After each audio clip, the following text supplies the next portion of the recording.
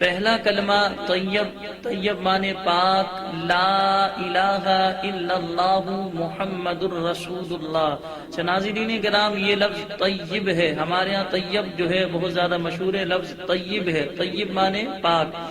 لا الہ الا اللہ محمد الرسول اللہ، اللہ کے سوا کوئی معبود نہیں یا اللہ کے سوا کوئی عبادت کے لائق نہیں، محمد صلی اللہ علیہ وسلم اللہ کے رسول ہیں۔ دوسرا کلمہ شہادت، شہادت معنی گواہی، اشہد ان لا الہ الا اللہ وحدہ لا شریک لہ واشہد ان محمدا عبدہ ورسولہ، میں گواہی دیتا ہوں اللہ کے سوا کوئی عبادت کے لائق نہیں، وہ اکیلا ہے، اس کا کوئی شریک نہیں، اور میں گواہی دیتا ہوں محمد صلی اللہ علیہ وسلم اللہ کے بندے اور اس کے رسول ہیں۔ تیسرا کلمہ تمجید، تمجید معنی بزرگی، سبحان اللہ والحمد للہ ولا الہ الا اللہ واللہ اکبر ولا حول ولا قوت الا باللہ العلی العظیم۔ تمجید معنی ناظرین کرام بزرگی ہے۔ اس کلمے میں اللہ تبارک و تعالی نے اس کلمے کے جو الفاظ ہیں، ان الفاظ کا ترجمہ یہ ہے، علماء اسلام ارشاد فرماتے اللہ پاک ہے اور سب تعریفیں اللہ ہی کے لیے ہیں، اور اللہ کے سوا کوئی معبود نہیں، کوئی عبادت کے لائق نہیں، اور اللہ سب سے بڑا ہے۔ گناہوں سے بچنے کی طاقت اور نیکی کرنے کی قوت یہ اللہ کی توفیق سے ہی ہے، یہ اللہ کی طرف سے ہے جو سب سے بلند عظمت والا ہے۔ چوتھا کلمہ توحید، توحید معنی اکیلا یا توحید معنی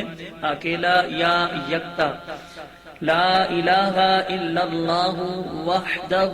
لا شریک لہ لہ الملک ولہ الحمد یحیی ویمیت وہو حی لا یموت ابدا ابدا ذو الجلال والاکرام بیدہ الخیر وہو علی کل شیء قدیر۔ اللہ کے سوا کوئی معبود نہیں، وہ اکیلا ہے، اس کا کوئی شریک نہیں، اسی کے لیے ہے بادشاہی اور اسی کے لیے حمد ہے، وہی زندہ کرتا اور وہی مارتا ہے، اور وہ زندہ ہے، اس کو ہرگز کبھی موت نہیں آئے گی، بڑے جلال اور بزرگی والا ہے، اور اسی کے ہاتھ میں ہر بھلائی ہے، اور وہ ہر چیز پر قادر ہے۔ پنجم کلمہ استغفار، ہمارے ہاں عرف عام میں اس کو استغفار پڑھا جاتا ہے، درست تلفظ استغفار ہے۔ پنجم کلمہ استغفار، استغفار مانے توبہ کرنا، معافی مانگنا، استغفر اللہ ربی من کل ذنب اذنبته عمدا او خطأ سرا او علانیتا واتوب الیہ من الذنب الذی اعلم ومن الذنب الذی لا اعلم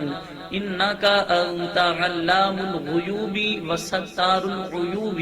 وغفار الذنوب ولا حول ولا قوت الا باللہ العلی العظیم۔ اللہ سے معافی مانگتا ہوں، میں اللہ سے معافی مانگتا ہوں جو میرا پروردگار ہے، ہر گناہ سے جو میں نے جان بوجھ کر کیا یا بھول کر یا چھپ کر یا ظاہر ہو کر، اور میں اس کی بارگاہ میں توبہ کرتا ہوں، اس گناہ سے جس کو میں جانتا ہوں اور اس گناہ سے جس کو میں نہیں جانتا۔ اے اللہ، بے شک تو غیبوں کا جاننے والا اور عیبوں کا چھپانے والا ہے، اور گناہوں کو بخشنے والا ہے، اور گناہ سے بچنے کی طاقت اور نیکی کرنے کی قوت نہیں مگر اللہ کی مدد سے جو بہت بلند عظمت والا ہے۔ چھٹا کلمہ رد کفر، رد کفر مانے کفر سے جو ہے توبہ کرنا یا کفر کا رد کرنا، کفر کا انکار کرنا۔ اللهم إني أعوذ بك من أن أشرك بك شيئا وأنا أعلم به وأستغفرك لما لا أعلم به تبت عنه وتبرأت من الكفر والشرك والكذب والغيبة والبدعة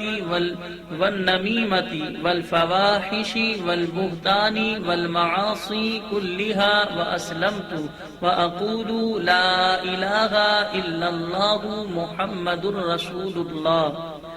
اے اللہ میں تیری پناہ مانگتا ہوں اس بات سے میں کسی شے کو تیرا شریک بناؤں، کیونکہ رد کفر مانے ہم نے آپ کو بتایا کفر کا رد کرنا۔ اے اللہ میں تیری پناہ مانگتا ہوں اس بات سے کہ میں کسی شے کو تیرا شریک بناؤں۔ اب اس میں جو ہے بندہ اسی بات کا رد کر رہا ہے۔ جان بوجھ کر اور بخشش مانگتا ہوں تجھ سے اس شرک کی جس کو میں نہیں جانتا، اور میں نے اس سے توبہ کی اور میں بیزار ہوا کفر سے اور شرک سے اور جھوٹ سے اور غیبت سے اور بدعت سے اور چغلی سے اور بے حیائیوں سے اور بہتان سے اور تمام گناہوں سے، اور میں اسلام لایا اور میں کہتا ہوں اللہ کے سوا کوئی عبادت کے لائق نہیں، محمد صلی اللہ علیہ وسلم اللہ کے رسول ہے۔